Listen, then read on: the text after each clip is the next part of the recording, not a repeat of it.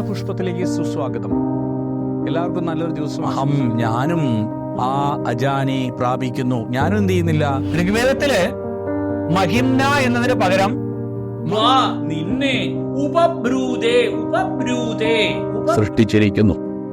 നോക്കൂ, എത്ര മനോഹരമായിട്ടാണ് ഞാനിവിടെ അവസാനിപ്പിക്കുകയാണ് പഠിപ്പിക്കുന്നത്. നിങ്ങൾക്ക് എല്ലാവർക്കും നല്ലൊരു ദിവസം നേരുന്നു. ഹൃദയ നമസ്കാരം.